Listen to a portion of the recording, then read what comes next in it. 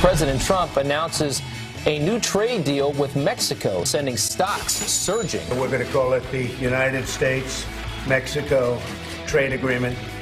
We'll get rid of the name NAFTA. It has a bad connotation. Just another in a long line of campaign assurances and promises that have been kept. Another tropical storm zeroing in on Hawaii. This as people begin to assess the damage left from Tropical Storm Lane.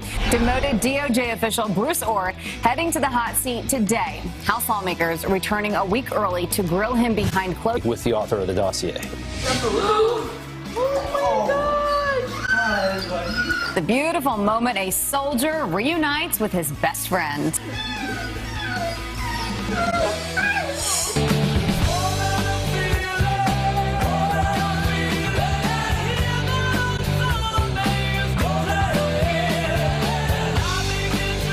Well, it's the last Tuesday of the summer.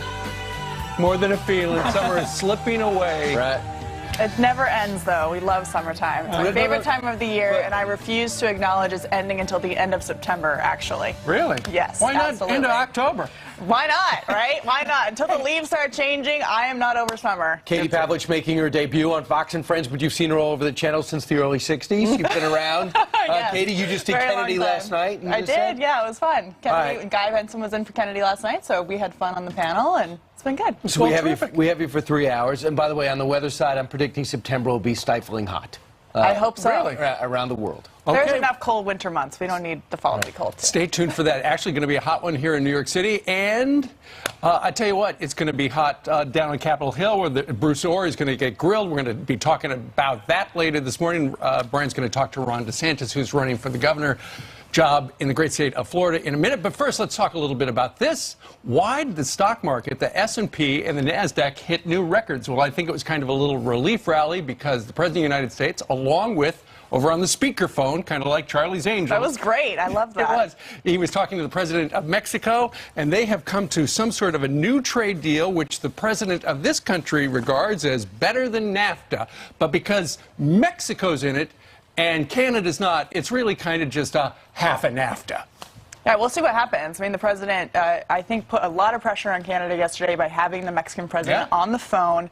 And the idea that Mexico would come to the table without Canada, there may be a long way to go here, but the idea that they would have the negotiation and talk about it. And again, President Trump is a man of his word. He's going to try and get things done that he says he's going to. Deadlines matter. They want to get this before President Nieto leaves office in December. So they were kind of pushing as quick as they can to work with Mexico to come up with 2/3 of the NAFTA deal. And here's a quick look at what is in this deal. First off, when it comes to autos, when it comes to intellectual property, they are tackling this. 75% of the auto parts to be produced in North America. 40 to 45% of auto parts made by workers. They're going to make at least $16 an hour. And when it comes to intellectual property, take notice, China. They are strengthening some of that, especially as it applies to us, as well as they're also with pharmaceuticals. They're also extending that, the intellectual property with that. Right. Regarding the car industry, I was reading this morning in the Wall Street Journal. It said that cars that are built in, for instance, Tennessee or Alabama or in the South, those companies could actually suffer if they import more than 25% of the parts. The Wall Street Journal has taken a look at all the details. They don't really like it. They say, we're glad to see Mr. Trump step back from the suicide of NAFTA withdrawal, but on the public evidence so far, this new deal is worse. Nonetheless, the markets took off, and we're going to have Larry Kudlow, the Director of National Economic Concerns, with us live at 8:30 to talk a little bit about this. Yeah, so we'll see where it goes. All of that. You know, and it's one of those things where the President of the United States, Donald Trump, was able to get something done that others had said they were going to fix. For instance, remember when Barack Obama said he would fix NAFTA? Scrap NAFTA, Senator Obama, or fix it? I would immediately call the President of Mexico, the President of Canada, to try to amend NAFTA, because I think that we can get labor agreements in that agreement right now. And it should reflect the basic principle that our trade agreements should not just be good for Wall Street, it should also be good for Main Street. Sounds good. Yeah, well, I wonder what happened to that guy who asked those questions. But that was President Obama. He never was able to accomplish it. As far as I know, he was not even able to tackle it. And many people thought, well, it's going to start, the success is going to start with Canada. We sidelined Canada, went right to Mexico, and both sides really seemed to want a deal. And I just thought it's going to be very interesting because the Canadian trade representative left Europe and flew immediately to Washington. They're meeting today. And last night, President Trump had a phone call with Justin Trudeau, the Prime Minister of Canada, and the readout from that from the White House was very cordial. Right. But we still don't have any details about how they're going to move forward with bringing Canada to the table. Well, and how do we move forward here in the United States? If they come to some sort of a deal, it's got to pass through Congress. There's not enough time to do this one. So does this new deal, would a Donald Trump endorsed trade deal get through a Nancy Pelosi-run House? Probably not. But, Steve, the thing is, this is for workers. AFL-CIO will now have a role, somehow expand their voter rolls into Mexico. So this is a pro-worker deal you would see on its surface, and it's pro-farmer. Sonny Perdue, the Secretary of Agriculture, is lauding this. They say this is going to relieve some of the tariffs that have put pressure on Iowa farmers. So some of the prices on cars may go up, but there might be more opportunities for workers here. It's also blowing up global supply chains, which are anti-American. No trade deal has passed in decades without a preponderance of Republican votes, and Democratic leaders have fought every one. They have. That's the worry. First time we used preponderance in the show in a long time. But our friend... Not since last night. Not last night. That's true. Well, our good friend Rush Limbaugh pointed out yesterday that the New Deal is actually just another promise kept by President Trump. The stock market hit a brand new record high today of 26,000. NASDAQ hit 8,000 for the first time ever on the news that we have a renegotiated NAFTA trade deal with Mexico. Tell me, did any Democrats have anything to do with this? They didn't. This is a Donald Trump production. Mexico. Supposedly, Mexico hates Trump. Supposedly, this was not possible. It's just another in a long line of campaign assurances and promises that have been kept. Well, there you go. Ultimately, we don't know what the new NAFTA will look like, but ultimately, I said that twice in one long sentence, the President of the United States made this something he ran on. He said, I'm going to work for the little guy. I'm going to work for people to try to figure out better trade policies for the United States. It is, he says, a step. And we'll see how Democrats respond. I mean, Chuck Schumer has accused the president of being all talk, no action on trade. Nancy Pelosi has done the same thing, even though they both called for changes to NAFTA. So we'll see what the details are with Larry Kudlow coming up in the 8:30. Right. Katie's promoting and bragging. That's right.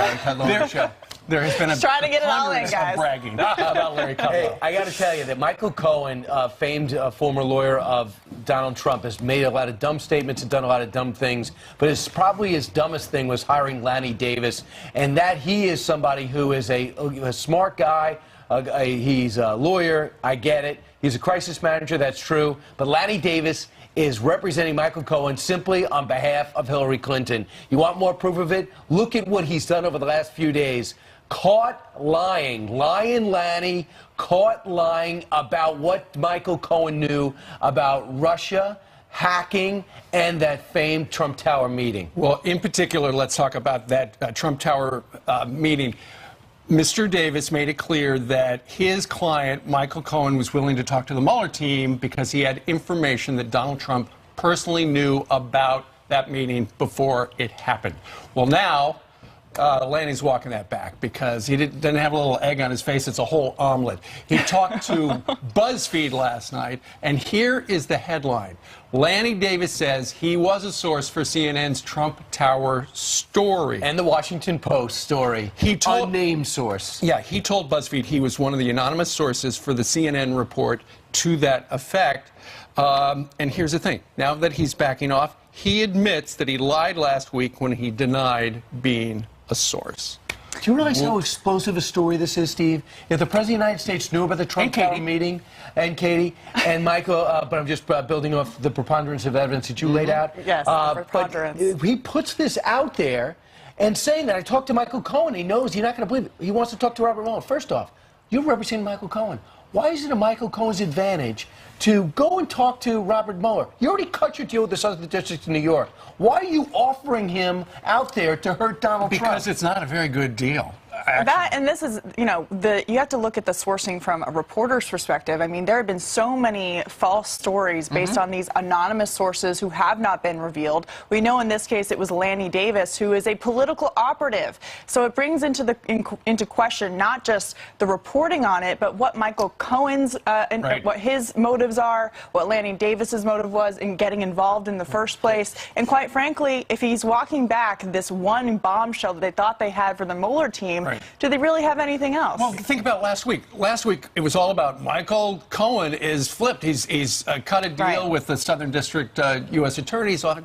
That was gigantic. But then it got bigger because Lanny said, look, he's got stuff. He can tell him if he wants to talk to him. And then, just kidding, doesn't really have any stuff to tell him because I lied about it. Well, too bad. We had to find out the real story because you don't just get that wrong. That's the real story. You made it up. But why would you make it up because knowing he's a the political ramifications operative. from what he says? Because Lanny Davis is a political operative. That is his goal. He is avenging Hillary Clinton's loss. That is what this is about. But then again, maybe he wanted some sort of a deal from the Mueller team. Look, my guy doesn't have much of a deal with the U.S. attorney from the Southern District. So if Mueller wants to give us a deal, we're willing to talk. Of course, it has since exploded, and Mr. Davis is embarrassed. You know who's else willing to talk? Is Jillian Mealy. She's paid to talk. There she is. If you'll let me. Is it my turn now? Yes, go ahead. All right, let's go ahead with some of your headlines. And we're learning more about the gunman who opened fire at that video game tournament in Florida, killing 2 people before turning the gun on himself. David Katz was hospitalized twice for psychiatric treatment. Divorce papers from his parents revealing he was prescribed antipsychotic and antidepressant medication as early as 12 years old. His parents apparently disagree with how to treat his conditions.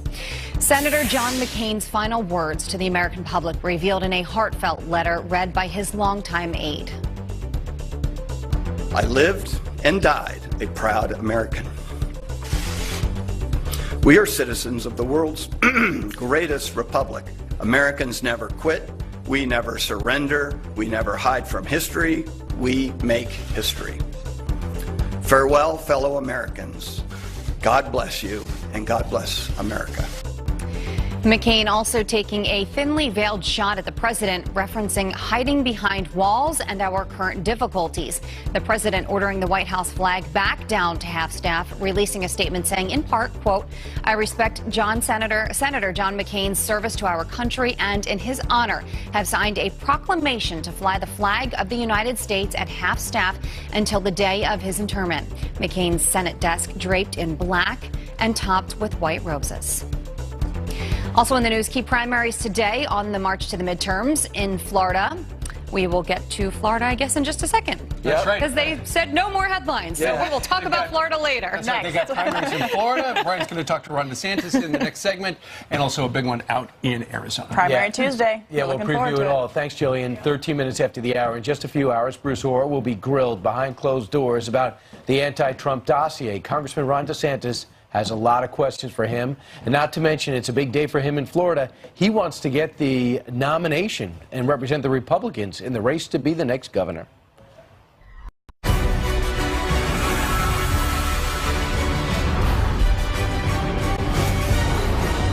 Today on Capitol Hill, Bruce Orr heading to the hot seat behind closed doors. The DOJ official set to face the House Oversight Committee to testify about his ties to the anti-Trump dossier, which are indisputable. So what can we expect? Let's ask House Oversight Committee member Congressman Ron DeSantis, who in a matter of moments will tell us how nervous he is and how optimistic he may be about his nomination to represent the Republican Party in the gubernatorial race in Florida. First things first, Congressman, as you are right now, what are you anxious? I know you're not going to be there today because you have behind closed doors. What are you anxious to hear from Bruce Orr?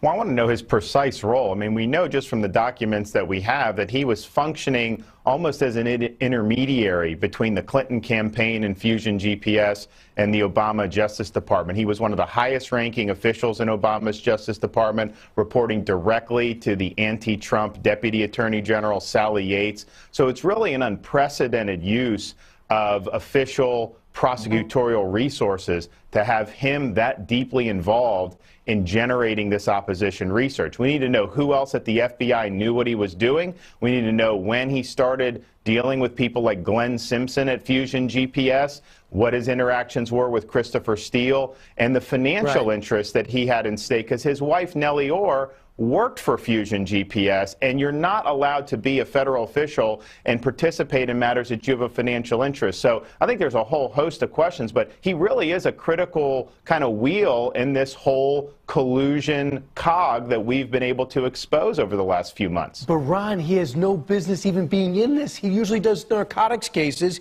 yet we have 60 known contacts with Christopher Steele, a guy working as a private contractor for his wife's company. Here's an example of some of the texts that we'd like to have him explain.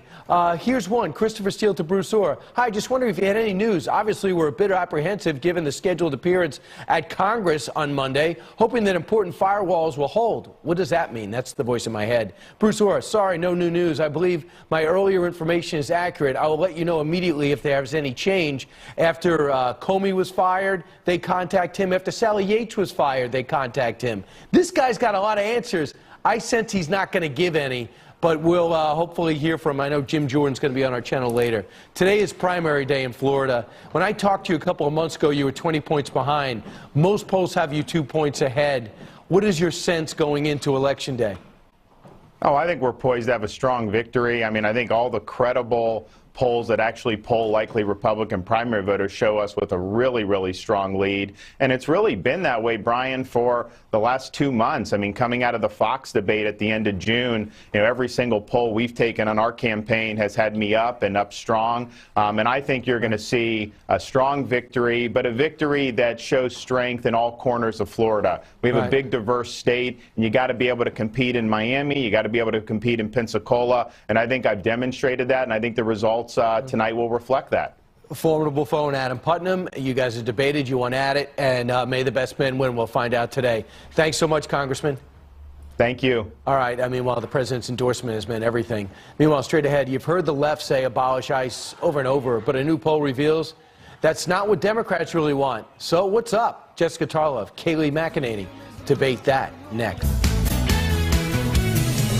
Quick headlines now. Untraceable 3D gun blueprints will stay offline for now. A federal judge in Seattle issuing a temporary restraining order against the controversial weapon until the case is resolved. 19 states and Washington, D.C. are suing the State Department after settling with the man who wants to publish them. And just weeks before the midterms, a federal court is ordering North Carolina to throw out its congressional map. A panel of judges ruling the current version unconstitutional because it gerrymandered to help Republicans. State Republicans expected to appeal the ruling. This will have a major effect on Election Day in November. Steve. Thank you, Brian. Democrats not giving up their attacks against the president's border policies, doubling down on their calls by some to get rid of ICE. It has become a deportation force. Get rid of it, start over, reimagine it, and build something that actually works. What it's turned into is frankly a terrorist organization. We can replace it with a humane agency. Okay, but a brand new poll now showing their voters, Democrats may not feel the same way, with barely a quarter of Democrats agreeing to get rid of ICE. So is it time for the Democrats to come up with a new talking point? Here to debate, we've got RNC spokesperson Kayleigh McEnany, screen left, that's weird, and Fox News contributor Jessica Tarlov on the right. It happens. It does happen. Just for seating. Yes. All right, so Kayleigh, this is such an easy thing for people to take a look at because, for the most part, Republicans have supported ICE, and you see all these sound bites where it sounds like the Democrats are trying to tear it down. So which is it? Well, the Democratic voters clearly do not support abolishing ICE, according to that poll, but the Democratic leaders do. And you look, these are mainstream Democrats. This is Kirsten Gillibrand. This is Kamala Harris. This is Elizabeth Warren. Are you saying they're out of step with the rank-and-file Democrats? Entirely out of step. And you look also, there was a House vote for support of ICE. Right. 90% of House Democrats would not vote in support of ICE. So 90% of House Democrats are out of step with their voters. Actually, you've been on this program, and you, Jessica, have said Democrats do not want to get rid of ICE. Yep. Some Democrats do, and these are Democrats who are on TV a lot. It is a vocal minority. is what I'm going to say about him. We've talked about this a number of times. It is very convenient, obviously, for the right to say, as Donald Trump does at his rallies, if you elect Democrats, you're going to have open borders, you're going to have abolishing ICE, and also the economy is going to tank because no one can make you rich but me. I was being Trump at that moment. Yes, you will be so poor. There's certainly a number of mainstream Dems that are doing it, like Kirsten Gillibrand, though she is talking about reimagining ICE. She's not saying, let's get rid of this and not have something. That is walking back her earlier comments. Totally. Cynthia Nixon, though, when you use that as an Terrorist example. organization, please. But Cynthia Nixon is what, trailing Cuomo by 35 points and is running a real leftist fringe campaign at this point.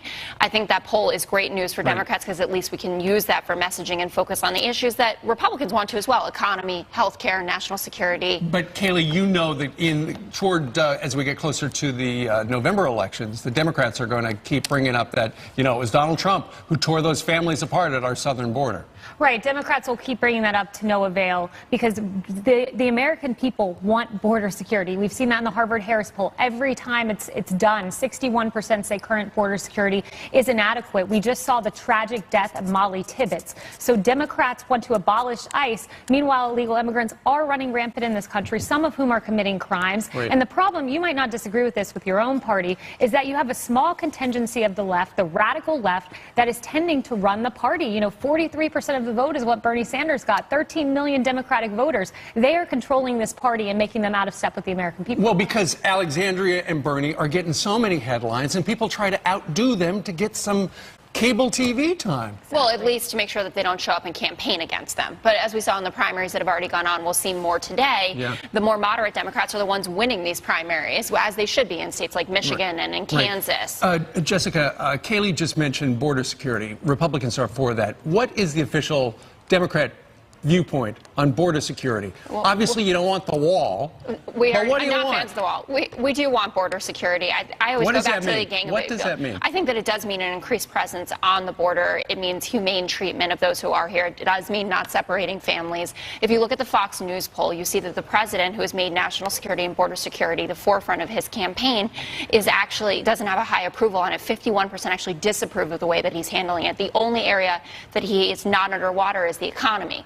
So I think Democrats can seize upon that. That number is far higher, though. A lot of Americans support the president. Doesn't show up in polls. We saw it in Wisconsin, Michigan, Pennsylvania, states no one had won since the 80s. President Trump won because the hidden Trump voter wouldn't talk to a pollster but nevertheless supported him. Listen, we could have a repeat of that. All we can go on right now and are the numbers. He has a higher approval rating than President Obama, I would also note. Rasmussen, we've also had No, that's not just Rasmussen. He's 1 percentage point higher than Obama was at the 46 this time. versus the 45. Okay, Yeah, so there's a lot of poll data here. Ultimately, Jessica is here to say, hey, Democrats, stop saying, let's get rid of ICE, because that's a loser. Thank you for translating. You bet. All right. Great chat this Thanks a lot, early Steve. on this. Nobody needs coffee. We're wide awake now. All right, 6:30 here in New York City.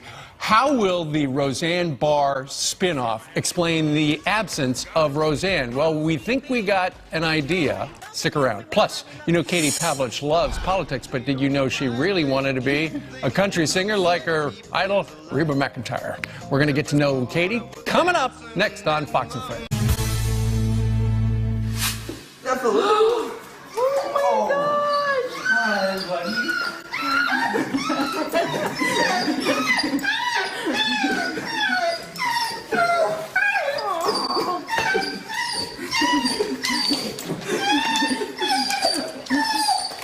If you've got a dog, you've seen that before. It is our shot of the morning. A dog is completely shocked when his best friend suddenly reappears after being gone for 9 months of military training. Zafir running over to private first class Kevin Lord in California after he came home from Fort Bragg.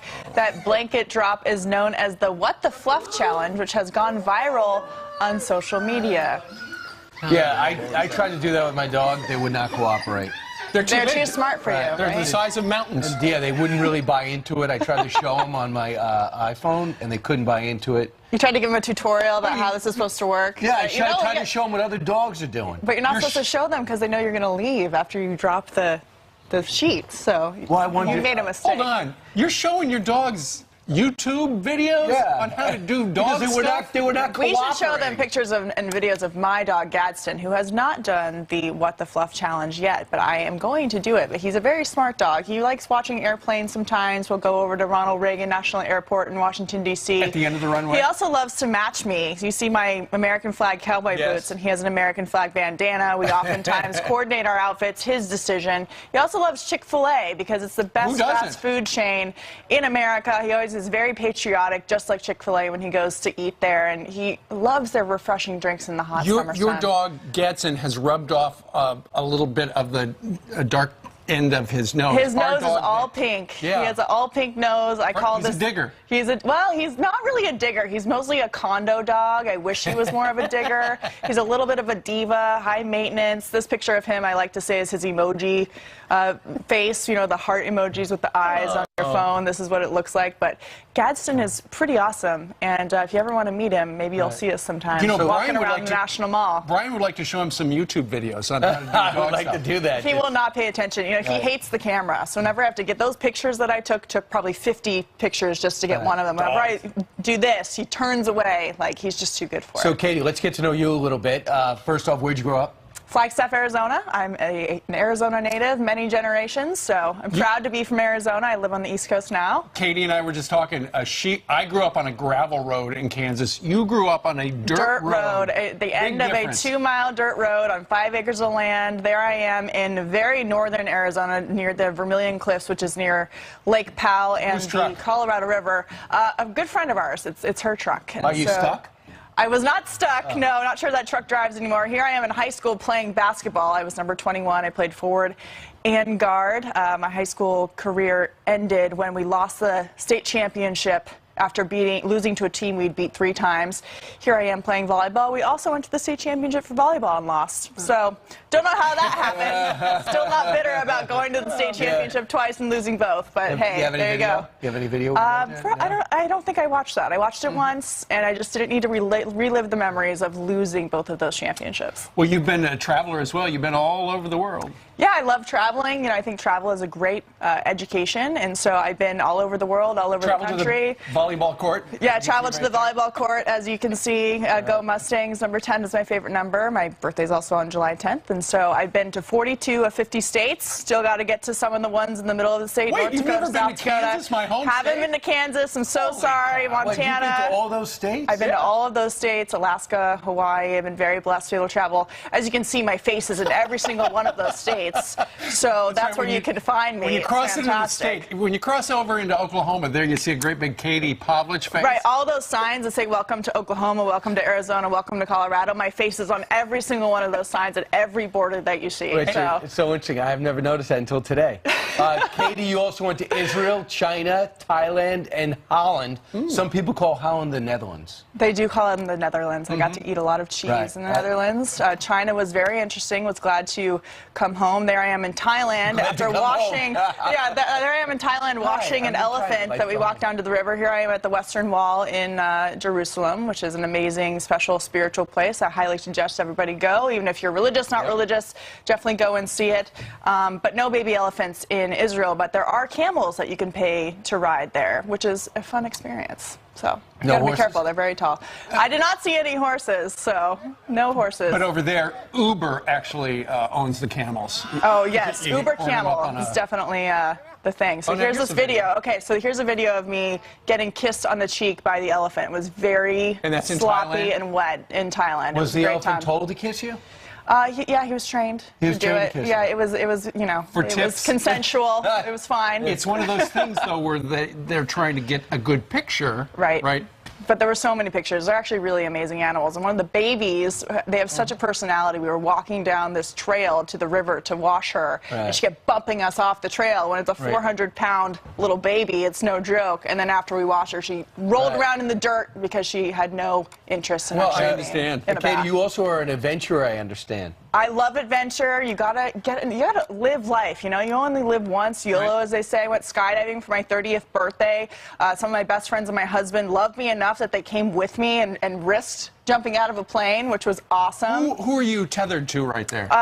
Someone who works at a professional, thank goodness. Right. He told me that I could pull my own chute if I wanted to, and I just kind of forgot. So luckily, he was there to do it for me. Did you have to pack your own chute? I didn't. No. I left everything to the professionals. Here I am in Jackson Hole, Wyoming, and Grand Teton National Park.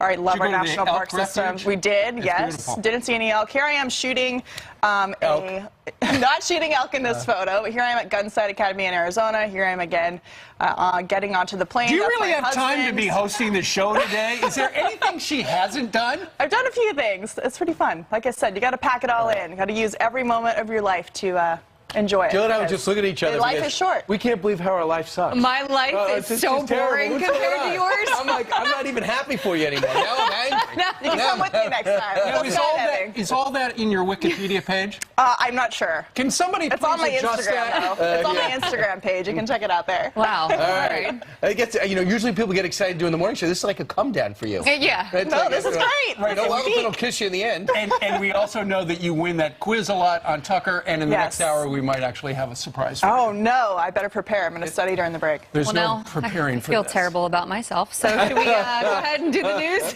We'll get some rest. I know. Wait, we have this crazy story, though. I want to show you guys this surveillance video, which is just really honestly going to give you chills. A panicked woman caught on camera ringing doorbells in the middle of the night, wearing nothing but a T-shirt with, take a close look, what appears to be broken shackles, perhaps, on her wrists. Police in Montgomery County, Texas, now searching for that mystery woman, reviewing this surveillance footage from one of the homes. This all happened around 3:30 in the morning. The woman doesn't match any missing persons reports, but still, that is insane.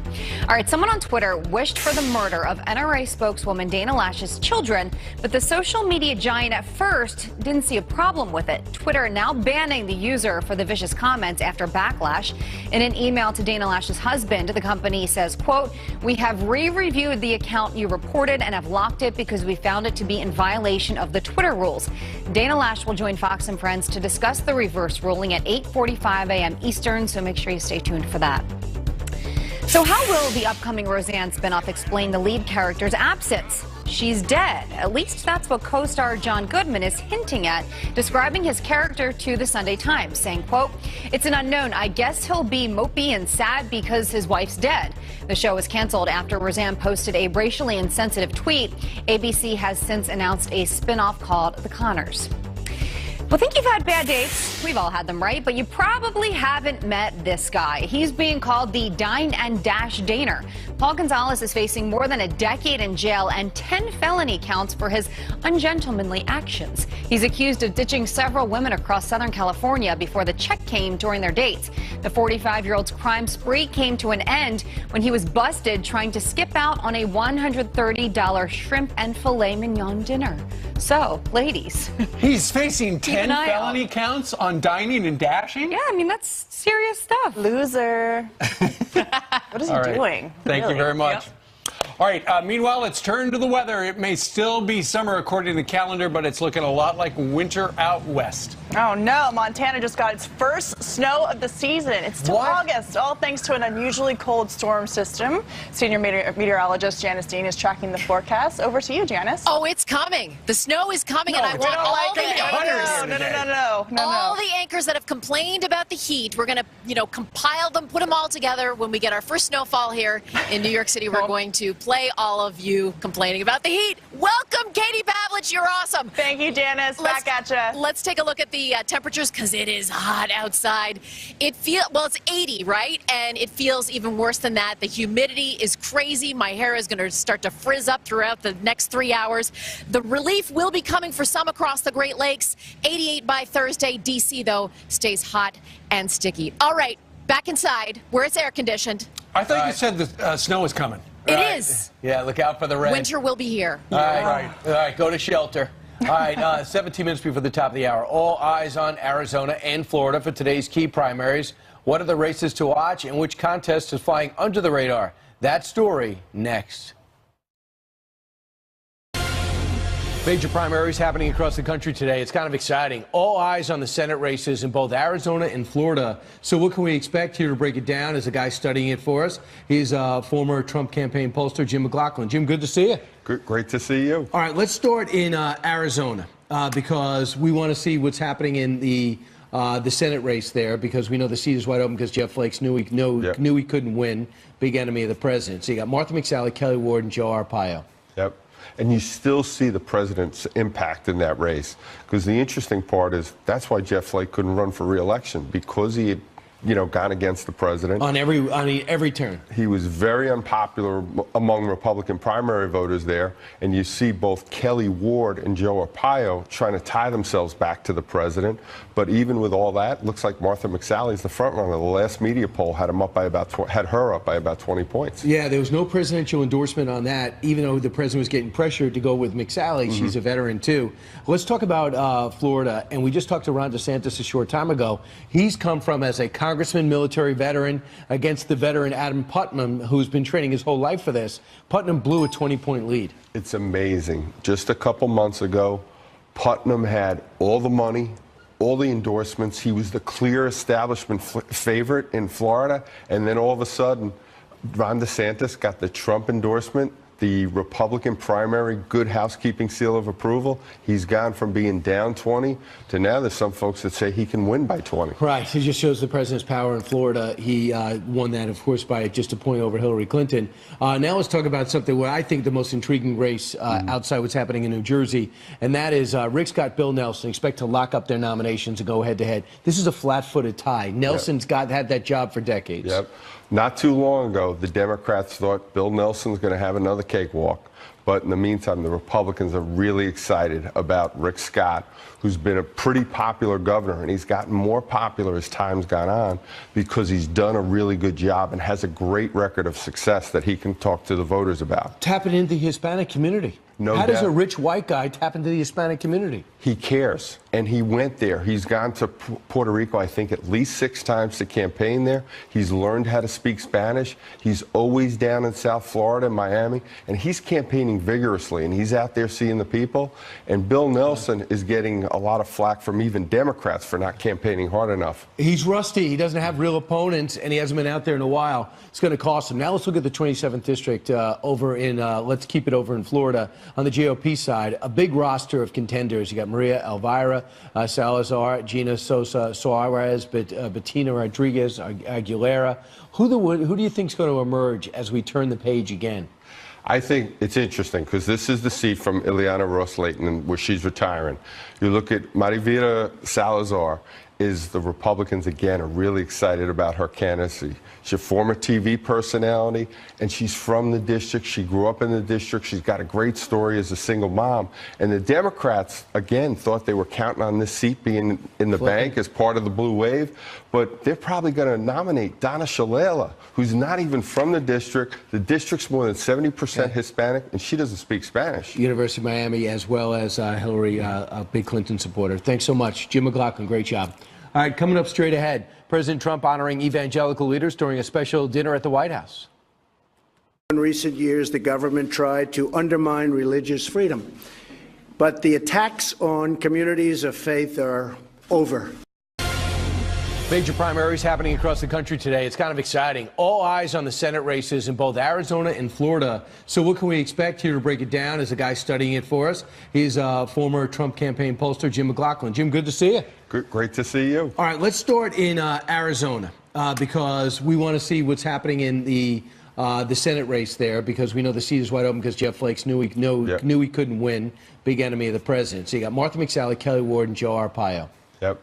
And you still see the president's impact in that race, because the interesting part is that's why Jeff Flake couldn't run for re-election, because he had gone against the president on every turn. He was very unpopular among Republican primary voters there, and you see both Kelly Ward and Joe Arpaio trying to tie themselves back to the president. But even with all that, looks like Martha McSally's the front runner. The last media poll had her up by about 20 points. Yeah, there was no presidential endorsement on that, even though the president was getting pressured to go with McSally. Mm-hmm. She's a veteran too. Let's talk about Florida, and we just talked to Ron DeSantis a short time ago. He's come from as a congressman, military veteran, against the veteran Adam Putnam, who's been training his whole life for this.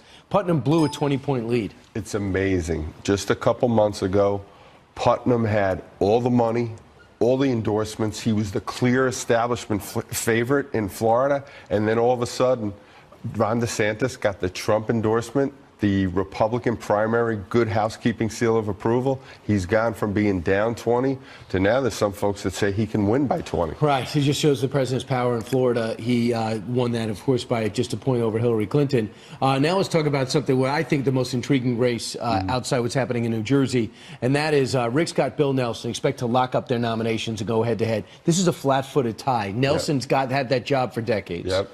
Not too long ago, the Democrats thought Bill Nelson's going to have another cakewalk. But in the meantime, the Republicans are really excited about Rick Scott, who's been a pretty popular governor, and he's gotten more popular as time's gone on because he's done a really good job.